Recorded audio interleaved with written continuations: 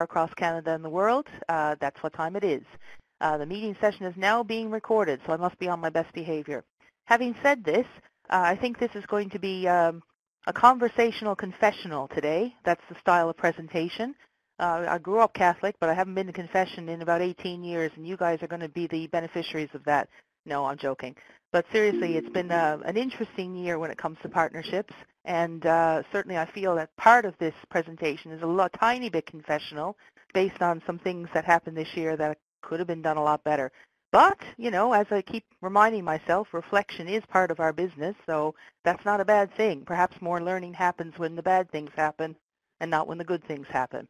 So anyway, here I am. My name is Shannon Lewis Simpson, and I'm a staff member within Student Life, within the Student Experience Office at Memorial University in Newfoundland. And my official job title is Community Engaged Learning Coordinator. I also teach within the Department of Archaeology as an adjunct. I do Vikings, God bless me.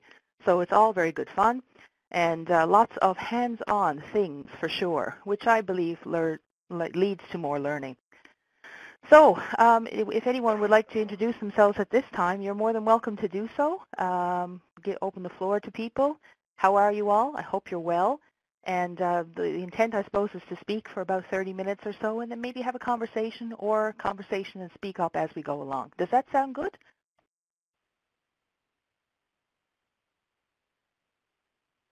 And if I'm speaking too fast, which I have a tendency to do, please let me know. I can speak faster if you want me to as well. Super. Okay, great.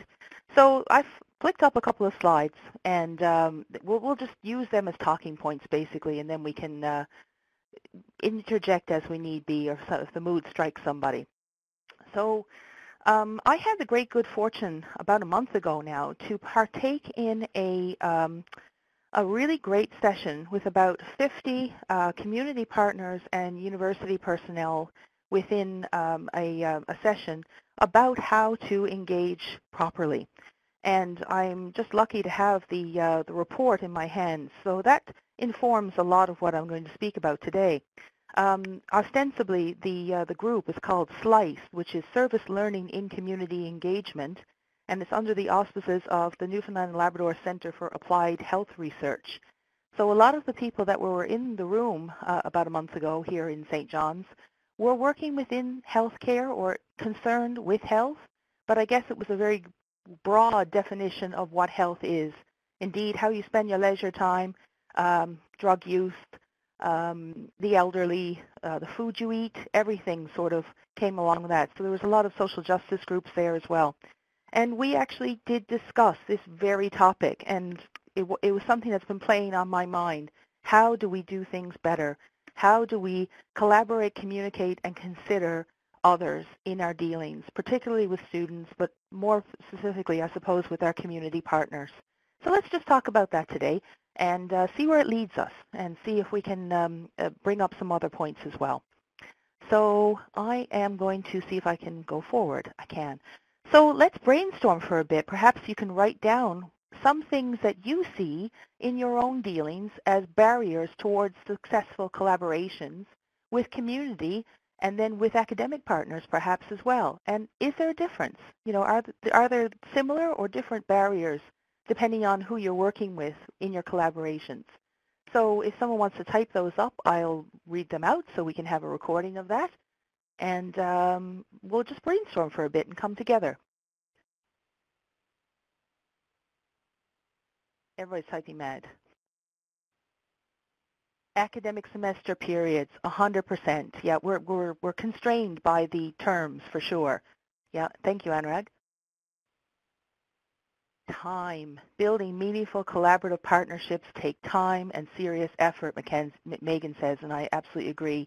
Time is a barrier, time to engage with one another, Christina, yep. I think that's going to be a common concern for sure. I don't know what's going on this year, but I feel like I don't have any time to do anything. Alicia, building relationships but then having people leave their role. Can't feel like you're starting over all the time. I absolutely 100% agree.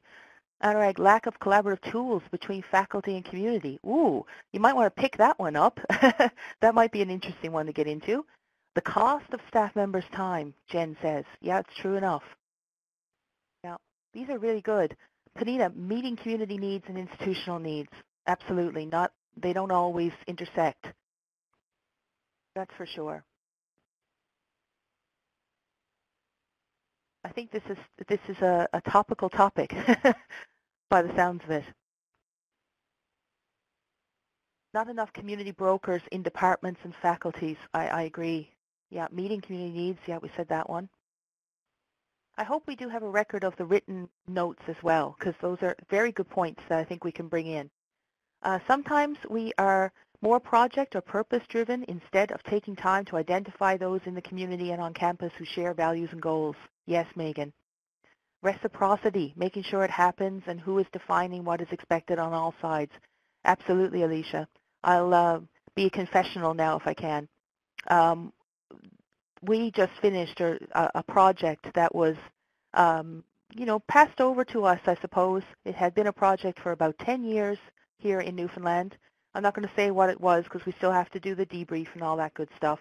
Suffice it to say, it was a project with 5 external partners plus a university group, meant with student volunteers assisting this project. Because it had been a long-standing project, I was assured that there wasn't very much that needed to be done with it, and I was assured that everything was set up and organized, and all we needed to do was make sure we had volunteers. Good enough, I said. Well, it didn't end up that way. I should have taken the time to have had a project meeting at the start. I was too busy. I was out of town and not able to meet. We were late coming to the project. The time was against us from the start. The people involved had changed slightly, ever so slightly. Their expectations were differed from those of the past. Long-standing volunteers within the project had their own expectations of how the project should be run. So all in all, it was very uncoordinated, very unorganized, and there wasn't a project lead.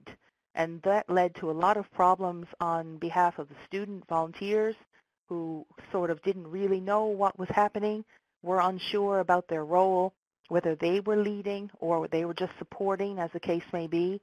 And, as I said, this is partly confessional today. I should have done better. I should have taken my time to meet with everyone. I should have realized that it was going to be more involved than it was. However, it was a success. Someone said to me, the people who needed the service that we offered, they got the service. So all in all, the thing worked. The mission got done. The manner in which it got done was not done to my satisfaction, and we could have done a lot better. We could have been more ethical in our dealings with our partners and with our students who were participating, some of whom for the first time. So it was almost like we needed to do it once to know how to do it better next time. But as I said, a little bit confessional. I took it on the chin. I feel a little bit personally responsible, but I shouldn't be because it was a shared venture. And we weren't the lead. Namaste. Everything is fine. So we'll carry on from that. Sorry about that little confessional, but that's how it goes sometimes. So it's caused me to think about what makes a good partnership and how we can go about making good partnerships, ethical partnerships, as we go through our daily business, especially with our students. But before I go on, look, I'll read out some of these other things. Lack of student representation on committees and communities of practice. Yes, it's a huge amount of effort to engage with students and then start over every year with a new group, 100%. But I think that I'm not sure if we can get away from that because we do have a constant throughput of students. If they're succeeding, they're going on. If they're staying around, we have trouble. So anyway, those are very good points, and I hope we can bring them up later as we go through. All right, so some of the barriers that, like I said, from my very recent experience, not understanding who's the lead, who's a partner in a shared venture, misunderstanding the intent of the project or partner, assuming everybody knows what's going on, the old adage about assume, I won't repeat it here, misunderstanding or not knowing key background information, and a lack of resources, time, personnel, money, depending on what project that you're working on. We have at MUN, I don't know if every a university or organization has this, but they should if they don't, a set of core values. I literally have this in my office. It is looking at me right now. Because I think that if we stick to the core values of our institution, you can see if the partner that you wish to partner with, if they align with yours, then that's fine. If they don't align with your core values, then you have to come together to some agreement about what your shared values will be. And if you don't get that right off the start of a project, particularly in the beginning of a project, you'll end up with problems later on. I would argue that this is exceptionally important. You'll note as well from MUNs that we have a specific one that's to us, responsibility of place. Because of the special nature of the university and how it was formed here within Newfoundland, we are the only university in Newfoundland, and we have to address the needs and opportunities for Newfoundland and Labrador and value and fulfill the special obligation to the people of Newfoundland and Labrador by supporting and building capacity. So community is our business. Building capacity within community is our core business. So I don't think it's the same at every institution, but I'd be interested to know what you think about that as we go through.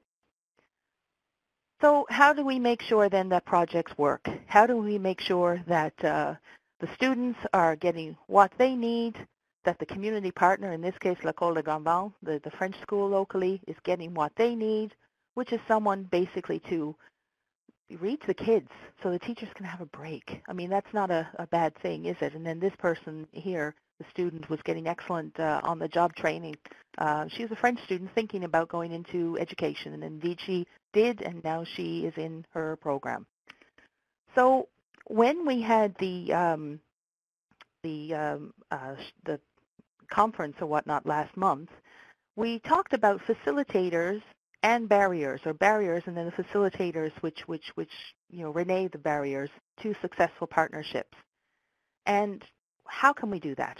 So when you're in a facilitation role, like we all are as student affairs professionals, we look to existing partnerships, with strong, stable partners who are co-educators. And for us, we determined that the word co-educator was exceptionally important. People's lived experience is important, and that needs to be noted. We need to provide opportunities for connections to occur and identify useful connections which may lead to strategic projects. So there was a few overarching themes that came out of that conference last month. We need respectful collaboration. We need stronger connections, better information sharing, capacity building, and evaluation. It's all about communication. If you don't have communication, constant and robust communication and very honest communication with your partners, whatever you are hoping to do will not work.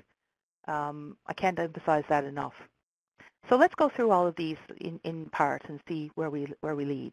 And if anyone has things to say, please do so, and then we'll raise them as you go along. Okay. So the first one then is respectful collaboration, and someone articulated that as we're not working to a partner or working on the project to a partner or by a partner, but it's with. We're working with someone, not for someone, I should say.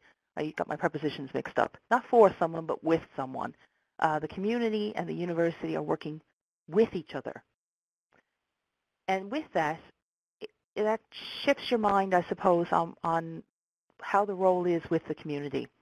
The people who were in the room with us last month were very proud of the expertise that they brought, and especially the expertise they brought to research. The examples given were Indigenous elders, for a start. Sex workers were one. Drug users was another group, where people in the past, university researchers, had been relying on the shared experience and lived experience of these individuals, but not valuing it to the same extent as anyone else, to the point where people were receiving small gift cards as a token appreciation of what they were doing for the research. They weren't looked upon as a co-educator.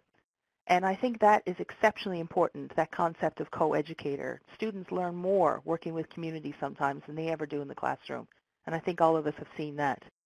As I was mentioning before, we need to understand the shared ethics and values in creating the partnership. If we don't have those squared off right from the start, then what is meaningful and important to us may not be meaningful and important to the community group and a shared sense of us. We need to start with the needs of the community partner first, I think. Someone mentioned reciprocity, and I absolutely agree. I think it's absolutely important that we consider reciprocity. This was an awesome quote that someone had offered up. We need to understand the anthropology of organizations and organizational cultures. Every group has its own culture and its own way of doing. And that doesn't make it any less valid or more valid than your way of doing. It's just another way of doing business. But to be able to understand how you do things and how they would do things and then come together to the best solution, that takes time. And it takes a great deal of trust. I don't know if anybody mentioned trust, but I think trust is it. And time builds trust. Trust is built with time. University needs to see community as the driver of its research agenda and as an expert partner and not just the beneficiary of university research. So not for, but with. So I don't know if anybody has any comments at this time on these things. But type away if you do, or pipe up if you would like to do that. Welcome to the folks who joined us later.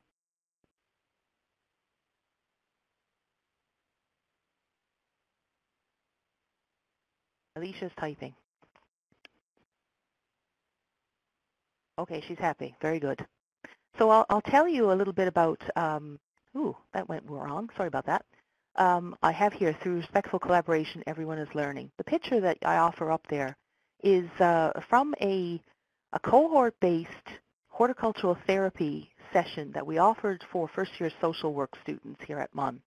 We've offered it now once it was part of their program, and then this year they changed up their program a little bit, and this was now moved to a sort of a, if you would like to do it, it was a volunteer type thing.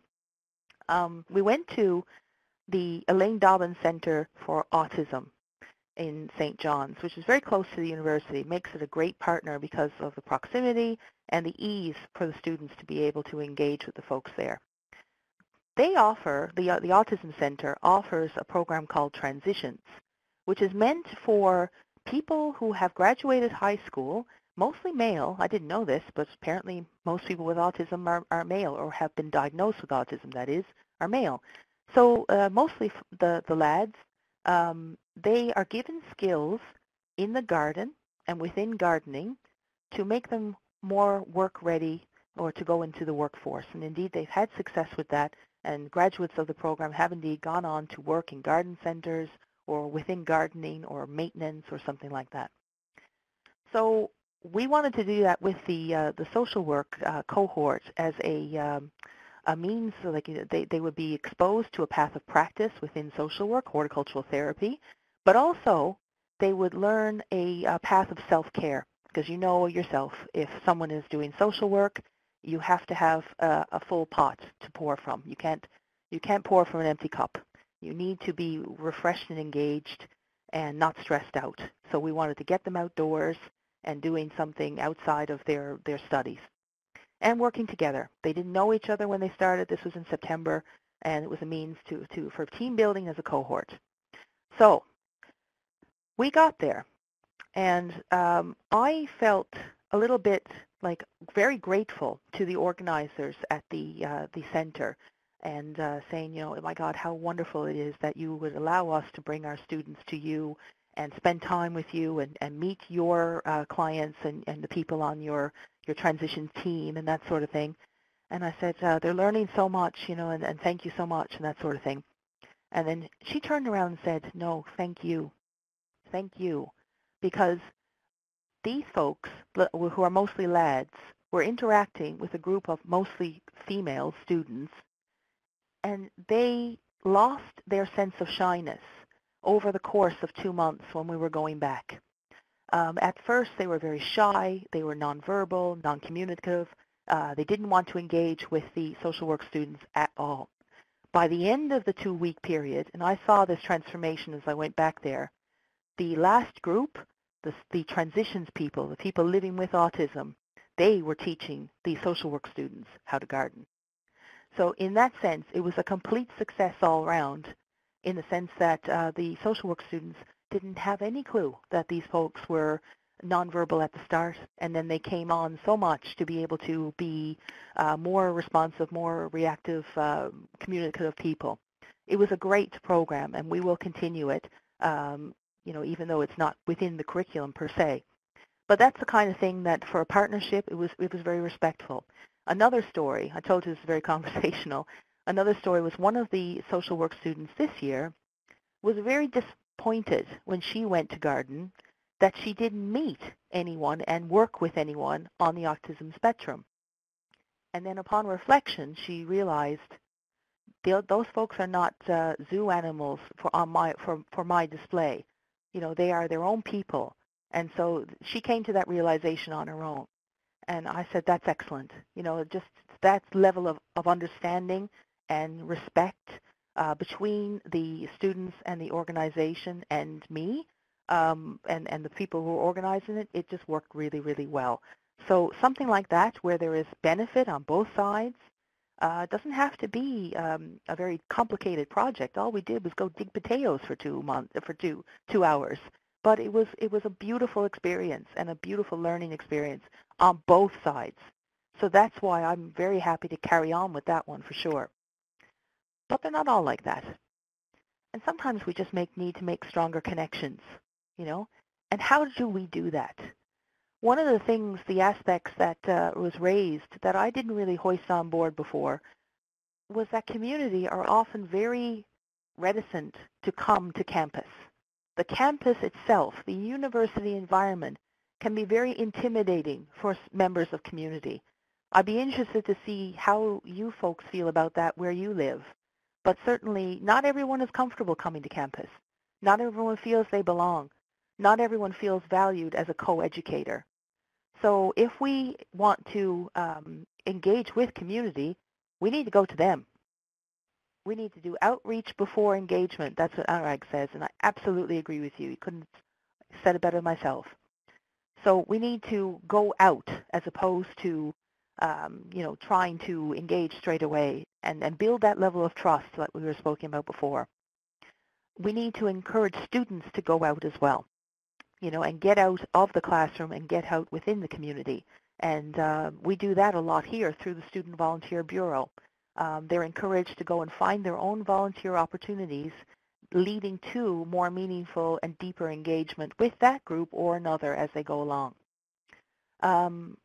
And then someone mentioned earlier, I can't remember who it was now, that said that, oh yes, Alicia said this, building relationships, having people leave the role, starting over, 100%. And I'd say that's a single point of contact.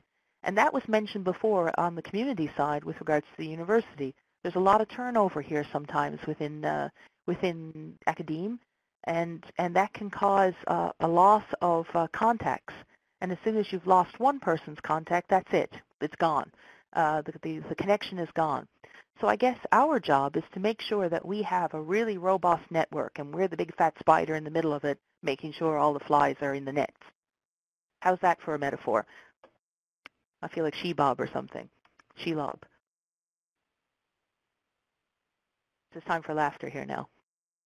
I'm imagining you laughing. Okay. Very good.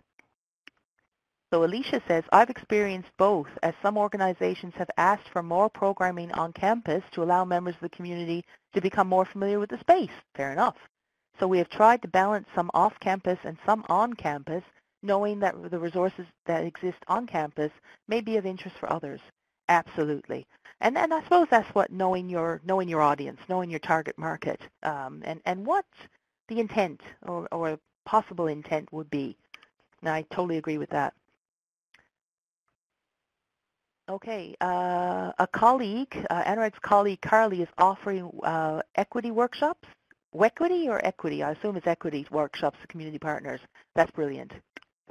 Exactly. Another aspect that discourages connections between people are funding models. We all know that if there's a smaller pot of money, sometimes people can create silos and not wish to collaborate because they fear that the money will be shared or halved, or worse, gone. So I suppose what we need to do then is to try to build collaborative groups, maybe interdisciplinary groups or shared groups where we can all pool together our resources as opposed to going it alone. I think that we will never come to a point where we'll have more money than we need. It'll always be an issue.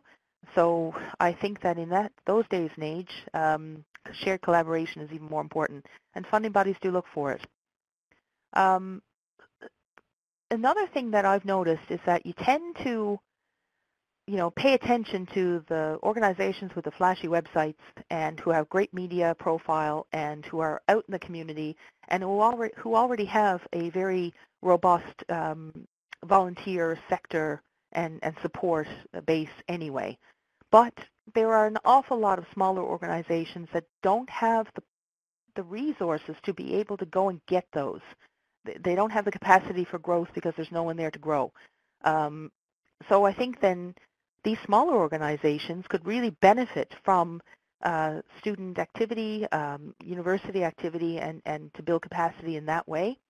So that might be something that we could, specifically go out and search out those smaller groups and say, how are you? Go for a coffee, see what's going on in their life. We need time. We need time. We never have enough time. You have to take the time.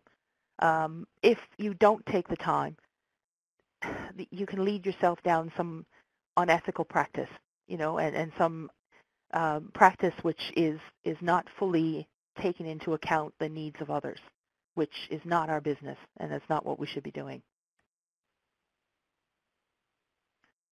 So better information sharing, right? We have to go out. We have to have them come, there has to be constant engagement. But who is the hub, and how does information travel? How do you hang your shingle out? How do people know about you? I take it on the phone, and someone suggested something to me, conversational inquiry. I love that. I love that phrase. Get out there. Read the paper. But, I mean, how do you folks find out? Like, if you're in a large town, how do you find out who needs something doing or if someone's going on? I'm curious. I read the paper. Might sound old school, but people do put things in the paper sometimes. Try to attend community events, 100%. Community councils, that's great.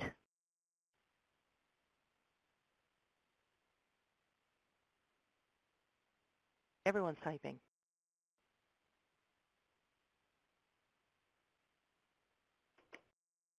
Someone's knocking on my door.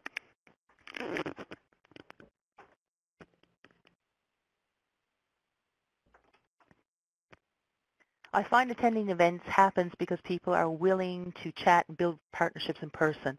I would agree with that. I mean, it sounds, you have to be able to trust someone, and you have to know someone to be able to trust them and to come into a relationship with them.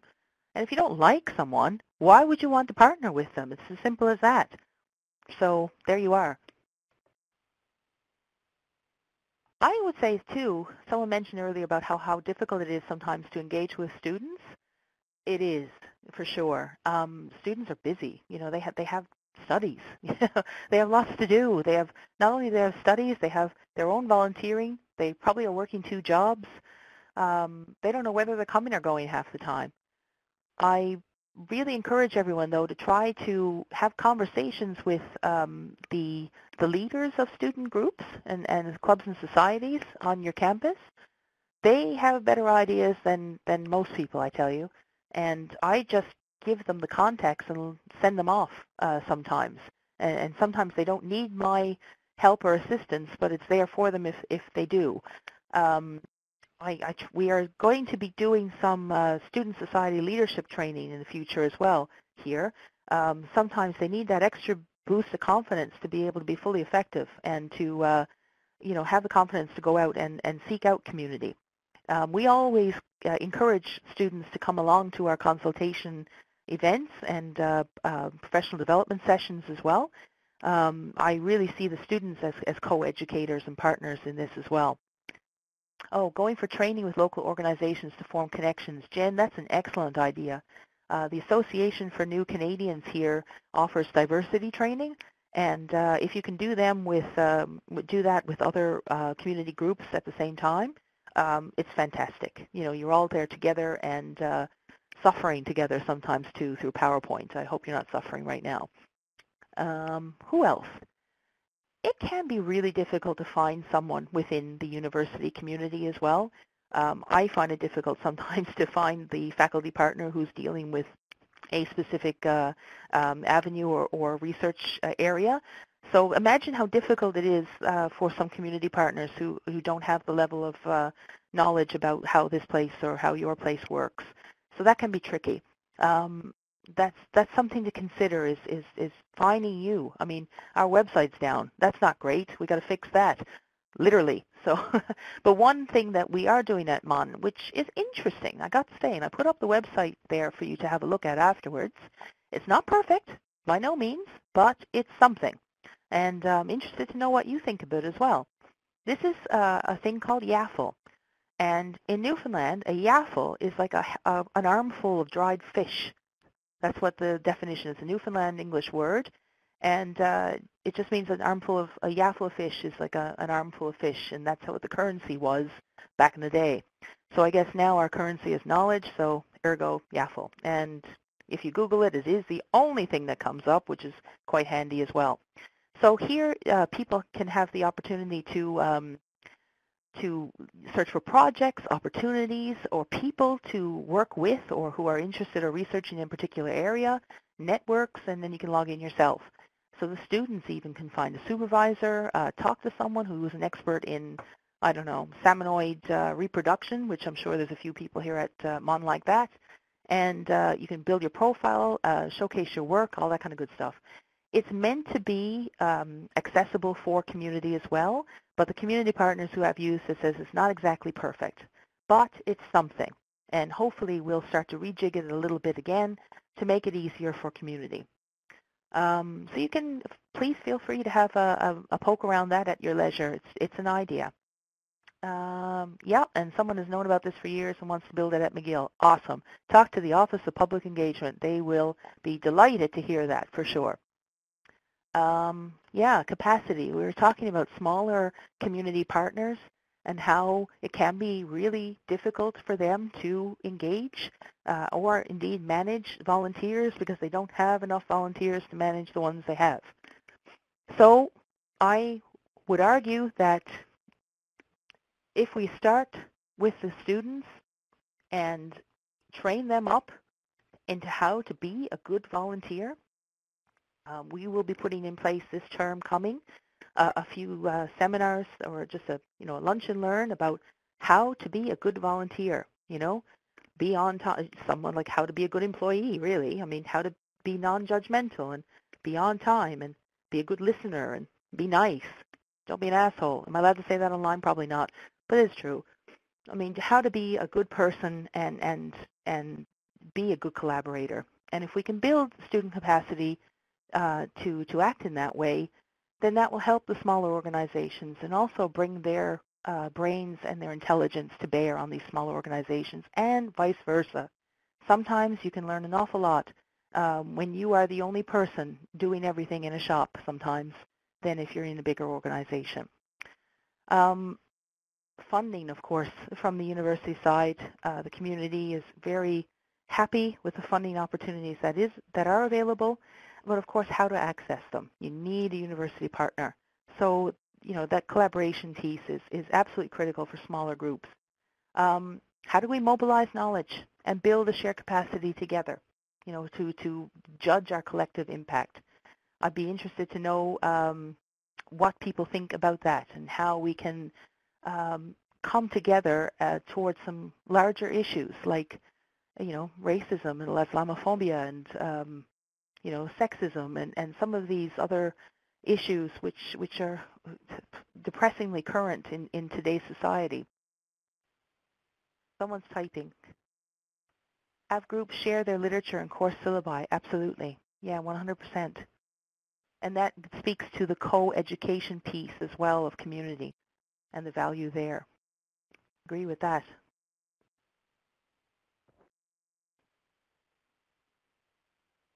And then, of course, evaluation, how to measure impact. We've all heard of this term, SMART projects. Sometimes it bears reminding of this: specific, measurable, attainable, relevant, and timely. Sometimes we have a tendency to blue sky a little bit too much. We need to remember to come back to earth and see what is possible with the resources that we have to hand. And if we overextend, then is that necessarily ethical? Probably not. What was it? Under promise and over deliver. I think that's one of the advice that I was given before. You tend to get excited when something is coming on, but you have to make sure that you have the people to handle it, and that you can sort of retain that measure of communication which is necessary for trust. Yeah, so patience and persistence, I reckon, change takes time for things. Check up often, continually communicate with your partners and your groups. And I have learned this from experience. You need to allocate twice as much time as you think it will take to get anything done. That might sound foolish, but sometimes you have to realize that people are all busy, and life happens in the interim, and you might have a perfect timeline, but it may not work. If you're having only one project, it might work, but not 8 or something like that. Here's one as well that I think is very important. Are you a supporter of the project, a partner, or are you the lead? If you're the lead, I hope you know they're a lead. But what are you, what is your role? As a support partner, a lead. I think if you get that done right off the start and understand what the role is, then that would be, because sometimes I think I have a tendency to take on too much. I will tell you that right now. And I would say that when you're working with excellent students, they are used to leading. And sometimes they have to understand they're not the lead. They're just the partner or the supporter in this. And it's actually the community partner who is the lead. That doesn't make sense. It's the community lead who's the lead, not the community partner. You know what I mean? Yeah. Get buy-in from different groups. That's the key, I think. So I'll just finish by telling you a little bit about a project which is quite big, I would say. There's 8 different departments involved in this project, and one community partner, which is it's kind of neat. It makes it easy when you're only working with one community partner. But it's very diverse. Essentially, we created, or in the process of creating, a mobile app for use of hikers on the East Coast Trail. And that started off very simply with a conversation between a German lecturer here and the president of the East Coast Trail Association. A lot of German tourists come to Newfoundland to hike the East Coast Trail, and he wanted some directional signage translated into German. From there came this project where we had students out doing the geo-mapping of the entire 400 kilometers of linear trail and checking abutments of the trail, revitalizing their business model, editing the maps, creating the maps in ArcGIS, creating an application for trail maintenance, creating the computer application for the hikers, still in progress, translating the maps into German and French. I think that's about it. There's about 60 students have worked on this project to date, and it's been exceptionally difficult. I will say that. Sometimes it can be very difficult. There's a lot of moving parts, but I think the thing that kept it all together was the good humor of everybody involved, the desire to see students succeed through this project, and of course the East Coast Trail themselves gained immense value from this because of MUN's involvement as a learning opportunity for students. They were able then to join the Trans-Canada Trail to completely revitalize their business models and to gain more funding to secure the sustainability of the trail. So win-win-win all around for sure. Was it always easy? No, but it just maintained a constant maintenance, I think, constant maintenance and communication, and the ability to adjust when things weren't going well. So right now, I guess I'll open the floor to everybody and see if there's anything else you want to throw out there. This is the end of the formal presentation. Do we have any other comments that we want to bring up? In your experience, do you find that centering community needs when building community-university partnerships creates a better student learning experience? We only have so much time and resources to dedicate. Do you mean centering as in going after specific sectors of community, or do you mean keeping the project focused on the needs of the particular community group? I'd say either are completely valid when you don't have much time, for sure. Project focus on needs. I think the projects do have to be focused on needs, and I think then if you get a faculty or researcher involved as well, then the best research comes out because it's relevant. It's relevant to what the needs are now, and it increases the relevancy of the academy, of the university within the community who actually pay for us. So that's a good thing as well. And then the students then feel part of a wider community as well. And it also might encourage students to live in the community once they graduate. So I would say that that would be the ideal. And then why would community work with you if their project was not centered on their needs? That's the other aspect. There has to be a sort of a gain to them, or otherwise what's the point? They're not going to do it altruistically. No one has the time for that, I don't think. I don't know if that makes sense or not. Yeah, someone agrees.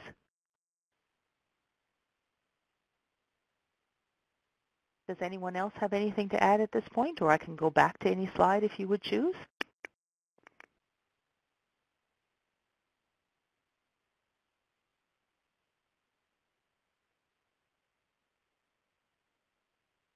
Okay. Well, if no one else has anything at this point in time, I'd like to thank you for your time. I'm probably a little bit short on time than not, but that's a lot to chew over, I think.